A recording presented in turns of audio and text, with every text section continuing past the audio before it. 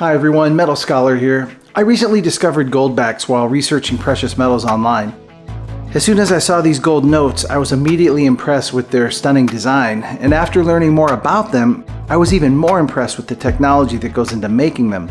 Then, learning that 4 out of 50 states are using them, to some extent, really caught my attention. So I decided to pull the trigger and order a few just to take a closer look for myself.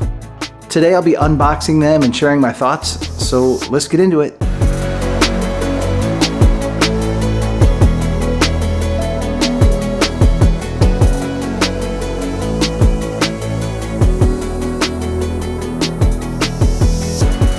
If you're already a subscriber, I want to thank you for your support. If you're new to the channel and you enjoy learning about stacking precious metals, unboxings, and local coin shop interviews, hit that subscribe button and click that notification bell so you'll be made aware every time I post a new video. Thank you so much for your great and kind support. So, what are Goldbacks? Goldbacks are a type of private, localized currency made from gold foil with some pros and cons for precious metal stackers, which I'll get into shortly. Goldbacks are made using a proprietary process developed by a company called Valaurum in the state of Utah. Since 2019, Valaurum has been making goldbacks in various denominations. On the face of each goldback is either a 1, 5, 10, 25, or 50 goldback denomination, respectively. The gold foil is sandwiched between layers of a specialized polyester material. This layering process allows the gold foil to be both durable and flexible, similar to paper currency. They are widely accepted by businesses in the regions where they circulate, which is currently in the states of Utah, Nevada, New Hampshire, and most recently, Wyoming. Their value is tied to the current market price of gold. At the time of the recording of this video, one goldback is about $4 and their values are fungible. The designs are intended to reflect the uniqueness and identity of the community for which they're made, and they're inspired by the local history, culture, and landmarks of the area where they're issued. Each goldback features a feminine figure, symbolically representing a cardinal virtue. For example, the Utah series depicts the virtues of liberty, victory, justice, truth, and prudence. There are pros and cons of goldbacks, as well as considerations for stackers. Here are some pros. Portability. Goldbacks are lightweight and compact, making them easy to carry and transport. This can be advantageous for those who want to hold a physical form of gold that is more practical for everyday transactions. Divisibility. Goldbacks come in various denominations, allowing for easy divisibility. This flexibility enables users to make transactions of different sizes without having to exchange larger units of gold. Privacy.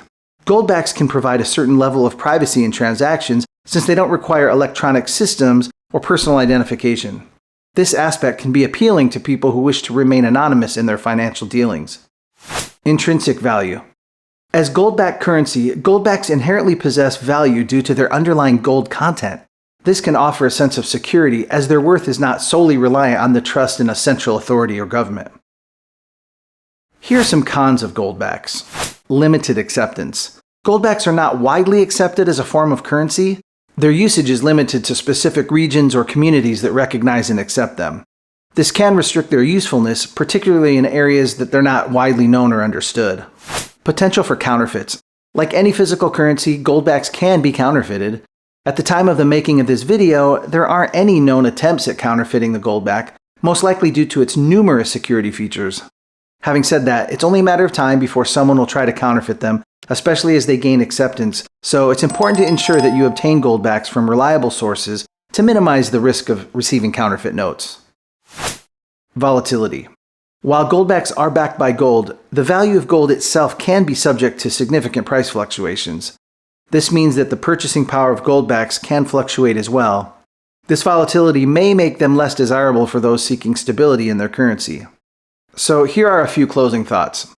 It seems like goldbacks are a solution in search of a problem. This is mainly because prior to the goldback, if a person needed smaller denominations of gold, they could just exchange their gold for silver.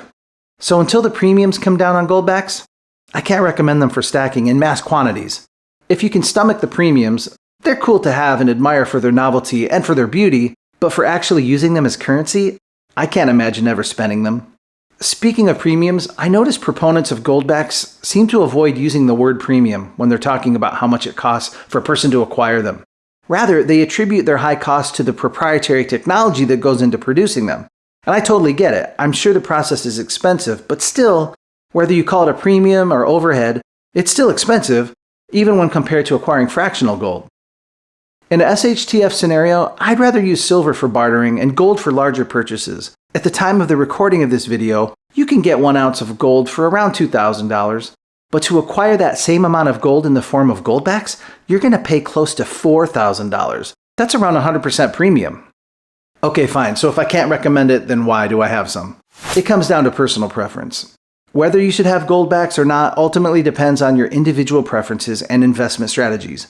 If you've seen some of my other videos, then you know I tend to stack what I like. For example, last week, I paid $8 over spot for a 1 ounce Darth Vader coin because I like the design. When I make a particular purchase like that, I realize it throws off my dollar cost averaging, but the way I see it, it balances out. Because if one day I overpay for an item, then maybe the next day I'll underpay for something else. So I suggest you buy what you like. So what do you think? Do you have any Goldbacks in your stack?